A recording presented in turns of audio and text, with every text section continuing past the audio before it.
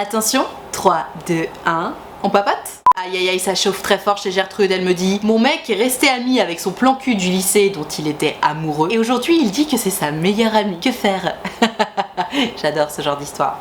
Bon, en fait, plan cul ou pas, moi ce que j'entends c'est: il était amoureux de sa meilleure amie au lycée et aujourd'hui c'est sa meilleure amie. Enfin, tu sais, dans ton que faire, ma Gertrude, je décèle beaucoup de désespoir et c'est bien là le problème. Si tu regardes mes vidéos depuis longtemps, tu dois connaître à peu près mon avis à ce sujet, au cas où je te le rappelle. Je pars toujours du principe que quand tu rencontres quelqu'un, tu apprends à connaître cette personne évidemment, mais tu apprends aussi à connaître le contexte. C'est-à-dire qu'il arrive, et d'ailleurs c'est assez fréquent, que la personne en elle-même, ses valeurs, sa façon de communiquer, etc., ça te plaise grave, mais que le contexte, c'est-à-dire les gens qui entourent cette personne, qui gravitent autour de cette personne, ne te plaisent absolument pas. Typiquement, une meilleure amie ambiguë, ou alors une ex qui reste dans le collimateur, et alors toi t'as le combo puisque c'est les deux en une, tu sais, l'ex plan cul qui est devenue la meilleure amie, on adore. Et en fait le contexte est très important parce que, à mon sens, ça n'engage que moi, mais c'est ma façon de voir les choses, lorsque tu rencontres quelqu'un, tu prends le package, tu prends la personne et le contexte. Tu sais, tu peux pas arriver en disant alors toi tu dégages, toi tu viens, enfin tu sais, non, le mec il a sa vie, il a son équilibre, évidemment que tu peux lui en parler, tu peux tenter ta chance, tu peux bien lui dire écoute moi, cette relation avec cette personne me dérange un petit peu, est-ce que tu penses que tu vas pouvoir prendre un peu de distance par rapport à elle ou pas? Et de toute façon, la réponse est souvent très claire parce que tu vois le mec ou la meuf en face qui va bondir en mode quoi,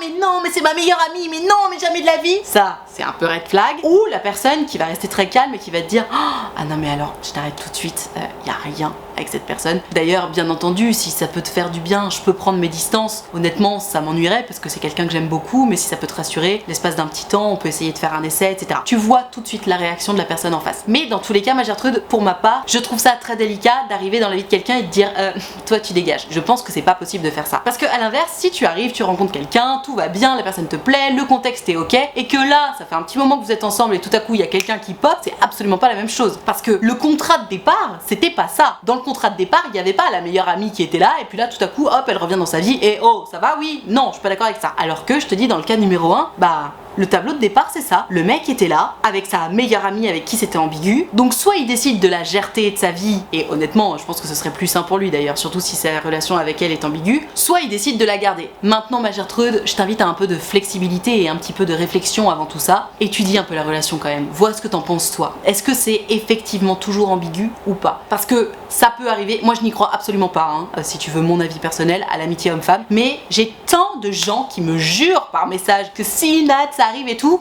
admettons, gardons nos esprits ouverts. Est-ce que cette relation avec cette meuf est effectivement ambiguë ou pas? Qu'est-ce qui te raconte ton esprit critique? Et d'ailleurs, au-delà de ton esprit critique, même si cette relation n'est effectivement absolument pas ambiguë, qu'est-ce que ça te fait à toi? C'est ça qui compte, c'est ça qu'il faut que tu te demandes. Est-ce que t'es ok avec le fait que ton potentiel nouveau mec soit meilleur ami avec son ex-plan cul du lycée dont il était amoureux? C'est ça qu'il faut que tu te demandes, est-ce que ça heurte ta sensibilité ou pas? Si t'es ok avec ça, si t'es prête à laisser une chance, go! Évidemment, en revanche, si tu sens que bon bah non, ça va pas le faire, c'est juste pas envisageable pour toi, bah c'est ok aussi. Auquel cas tu dis ciao et puis on passe à la suite. T'auras mon avis.